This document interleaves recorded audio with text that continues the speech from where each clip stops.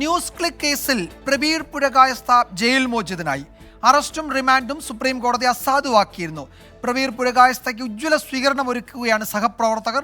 Supreme കോടതി വിധിയിൽ ഏറെ ബഹുമാനമുണ്ടെന്നും നിയമ പോരാട്ടം തുടരുമെന്നും പ്രബീർ പുരകായസ്ഥ 24-നോട് പറഞ്ഞു.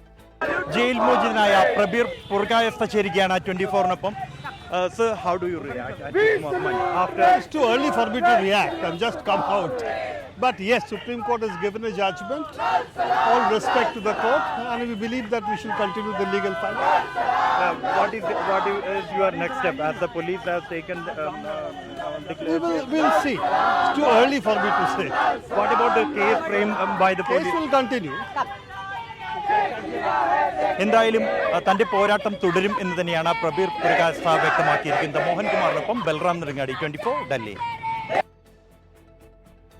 ബൽറാം നെടുങ്ങാടി വിവരങ്ങൾ നൽകും ഡൽഹിയിൽ നിന്ന്. ബൽറാം, എന്തൊക്കെയാണ് ജയിൽ മോചിതനായ ശേഷം പ്രബീർ പുരകായസ്ഥ സൂചിപ്പിച്ചത്? അദ്ദേഹത്തിന്റെ UAPA പ്രകാരമുള്ള അറസ്റ്റും റിമാൻഡും ഇല്ലീഗലാണ് എന്ന് സുപ്രീം കോടതി വ്യക്തമാക്കിയ സാഹചര്യത്തിൽ എന്തായിരിക്കും തുടർ നീക്കങ്ങൾ, തുടർ നിയമ നടപടികൾ?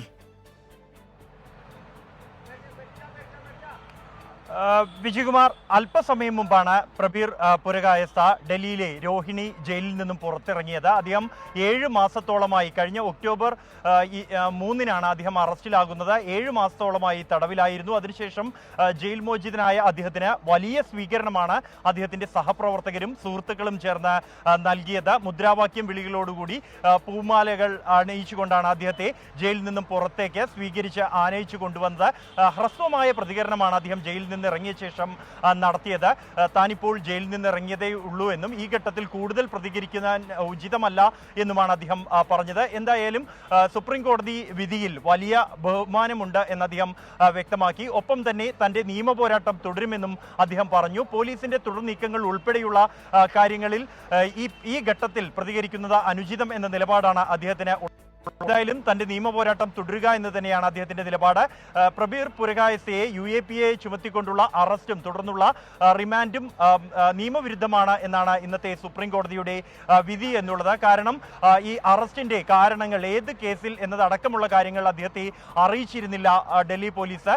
ഇതുകൂടാതെ അദ്ദേഹത്തെ റിമാൻഡ് ചെയ്ത് 24 മണിക്കൂറിന് ശേഷമാണ് അദ്ദേഹത്തിന്റെ FIR-ന്റെ പകർപ്പ് അദ്ദേഹത്തിനോ അദ്ദേഹത്തിന്റെ അഭിഭാഷകനോ നൽകാൻ പോലീസ് തയ്യാറായത്. ഇത്തരത്തിൽ ഗുരുതരമായ ചട്ടലംഘനങ്ങൾ പോലീസിന്റെ ഭാഗത്തു നിന്നും ഉണ്ടായി എന്ന് വ്യക്തമാക്കിക്കൊണ്ടാണ് അദ്ദേഹത്തിന് കോടതി ജാമ്യം അനുവദിച്ചിരിക്കുന്നത്. ഒപ്പം തന്നെ ഈ ജാമ്യത്തിന്റെ വ്യവസ്ഥകൾ കീഴ്ക്കോടതി നിശ്ചയിക്കും എന്നാണ് സുപ്രീം കോടതി വ്യക്തമാക്കിയത്.